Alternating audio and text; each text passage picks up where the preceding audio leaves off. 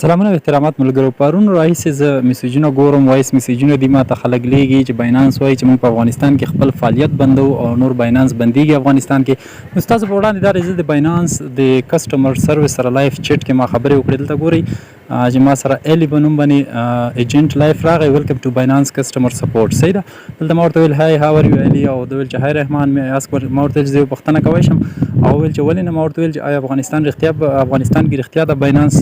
بندیږي یا تاسو کوم اناونسمنت کړی ده دلته تاسو کتلی شئ لایف چیټ کې ما ورته ویل چې there is any announcement from Binance to stop working in Afghanistan هغه ویل دلته وګورئ چیکینګ ناو وایي زه اوس چیک کومه ما ورته ویل اوکې تھینکس نو هغه ویل چې ما ته لږ وخت راکړه زه چیک کومه چیکینګ یې کولو وخت پورې تقریبا یو 15 دقیقې ما ورته انتظار وکړلو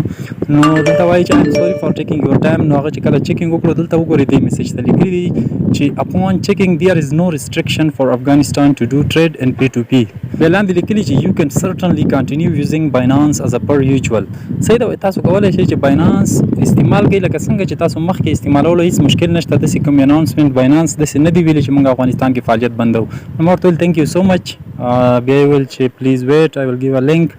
تاسو ته یو لینک درکو د باینانس سپورټ اناونسمنت دلته ګورئ ما ته لینک راکړلو چې یو کین ریفر ټو اور افیشل اناونسمنت هیر او په دغه لینک کې تاسو د منګه اناونسمنت د موږ چې کوم اعلان کوو هغه دلته تاسو کتلی شئ صحیح ده as I checked and confirmed you can keep using Binance service as a per usual وای په دغه کې ما اناونسمنت وکتل چې دلته داسې خبر نشته چې موږ په افغانستان کې فعالیت بندو صحیح ده ما ته لینک هم ولیږلو نو دغه لینک زه اوس اوکې کړم او دلته زه لاړ شم په دې ځای کې زه خپل هم اناونسمنت وګورم د باینانس دلته باینانس داسې خبر نه ده ورکړی باینانس چې هر څه کوي د هغې نه مخکې دلته اعلان کوي اناونسمنت کوي چې کوم فعالیت کوي چې هر یو کار کوي نو دې باندې تاسو مه ډارېږئ باینانس دغسې اعلان نه ده کړی داسې د خلکو خبرې دي چې باینانس افغانستان کې فعالیت بندوي خپلې پیسې وباسئ ځکه چې دا د لایف چیټ تاسو پخپله ورسره کولی شئ باینانس ته لاړ شئ خپل پروفایل ته لاړ شئ هلته لاندې سپورټ اینډ چیټ ده سپورټ اینډ هیلپ ته لاړ شئ تاسو لایف چیټ ورسره وکړئ خبرې ورسره وکړئ که په ما باندې هم اعتبار نه لرئ نو زه په دې خاطر وایم چې زیات خلک دغه میسیجونه زه اورم وایس میسیجونو کې راځي داسې کوم اناونسمنت باینانس نه ده کړی باینانس یو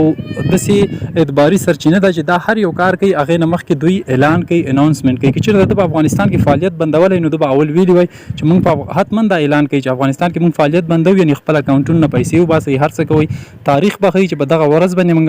فعالیت په افغانستان کې بندوو داسې هېڅ کومه خبره نشته ما ورسره لایف چیټ وکړو مننه کوم ټولو نه